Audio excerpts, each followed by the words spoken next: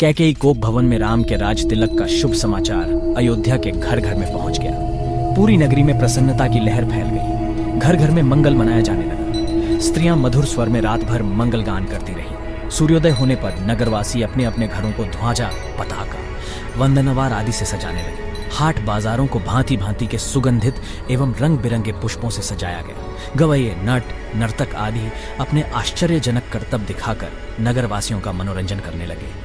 स्थान स्थान में कदली स्तंभों के द्वार बनाए गए। ऐसा प्रतीत होने लगा कि अयोध्या नगरी नववधू के समान रंगार कर राम के रूप में वर के आगमन की प्रतीक्षा कर रही है।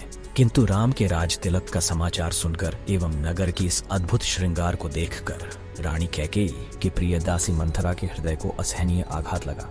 वह सोचने लगी कि यदि कौशल्या का पुत्र राजा बन जाएगा तो कौशल्या को राजमाता का पद प्राप्त हो जाएगा और कौशल्या की स्थिति अन्य रानियों की स्थिति से श्रेष्ठ हो जाएगी।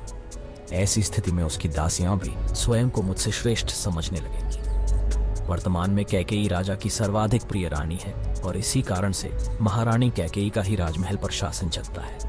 कैकेयी की दासी होने का श्रेय प्राप्त होने के कारण राजप्रासाद की अन्य दासियां मेरा सम्मान करती हैं। यदि कौशल्या राजमाता बन जाएगी तो मेरा यह स्थान मुझसे छिन जाएगा। मैं यह सब कुछ सहन नहीं कर सकती। अतः इस विषय में अवश्य ही मुझे कुछ करना चाहिए। ऐसा विचार करके मंथरा ने अपने प्रासाद में लेटी हुई कैकेयी के पास जाकर कहा, महारानी, आप सो रही हैं। यह समय क्या सोने का है? क्या आपको पता है कि कल राम का युवराज के रूप में अभिषेक होने वाला है? मंथरा के मुख से राम के राजतिलक का समाचार सुनकर कैकेयी को अत्यंत प्रसन्नता हुई। समाचार सुनाने की खुशी में कैकेयी ने मंथरा को पुरस्कार स्वरूप एक बहुमूल्य आभूषण दिया और कहा, मंथरे, तू अत्यंत प्रिय समाचार लेकर आई है। तू तो जानती ही है कि राम मुझे बहुत प्रिय है। इस समाचार को सुनाने के लिए तू यदि और भी जो कुछ मांगेगी तो मैं वह भी तुझे दूंगी। कैकेयी के वचनों को सुनकर मंथरा अत्यंत क्रोधित हो गई। उसका का तन बदन जल भुन गया।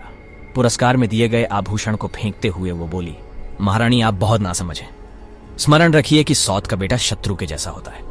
राम का अभिषेक होने पर कौशल्या को राजमाता का पद मिल जाएगा और आपकी पदवी उसकी दासी के जैसी हो जाएगी। आपका पुत्र भरत भी राम का दास हो जाएगा। भरत के दास हो जाने पर आपकी बहू को भी एक दासी की ही पदवी मिलेगी। यह सुनकर कैकेयी ने कहा, मंथरा राम महाराज के ज्येष्ठ पुत्र हैं और प्रजा में अत्यंत लोकप्रिय हैं। अपने सद्गुणों के कारण वे सभी भाइयों से श्रेष्ठ भी हैं। राम और भरत भी एक दूसरे को भिन्न नहीं मानते क्योंकि उनके बीच अत्यधिक प्रेम है। राम अपने सभी भाइयों को अपने ही समान समझते हैं, इसलिए राम को राज्य मिलना भरत को राज्य मिलने के जैसा ही है। यह सब सुनकर मंथरा और भी दुखी हो गई। वह बोली, किंतु महारानी, आप यह नहीं समझ रही हैं कि राम के बाद राम के पुत्र को ही अयोध्या का राज सिंहासन प्राप्त होगा तथा भरत को राज परंपरा से अलग होना पड़ीत जाएगा। यह भी हो सकता है कि राज्य मिल जाने पर राम भरत को राज्य से निर्वासित कर दें या यमलोक ही भेज दें। अपने पुत्र के अनिष्ट की आशंका की बात सुनकर कैकेयी का हृदय विचलित हो उठा। उसने मंथरा से पूछा, ऐसी स्थिति में मुझे क्या करना चाहिए? मंथरा ने उत्तर दिया, आपको स्मरण होगा कि एक बार देवासुर संग्राम के समय महाराज दशरथ आपको साथ लेकर युद्ध में इंद्र की सहायता करने के लिए गए थे। उस युद्ध में असुरों के अस्त्र शस्त्रों से महाराज दशरथ का शरीर जर्जर हो गया था और वे मूर्छित हो गए थे। उस समय सारथी बनकर आपने उनकी रक्षा की थी। आपकी उस सेवा के बदले में उन्होंने आपको दो वरदान प्रदान किया था, जिसे कि आपने आज तक नहीं मांगा है।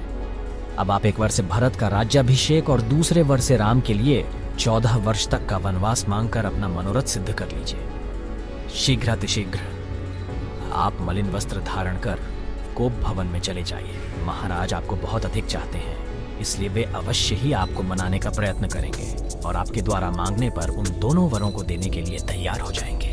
किंतु स्मरण रखें कि वर मांगने के पूर्व उनसे वचन अवश्य ले लें, जिससे कि वे उन वरदानों को देने के लिए बाध्य हो जाएं। मंथरा के कथन के अनुसार कैकेयी कोप भवन में जाकर लेट गई।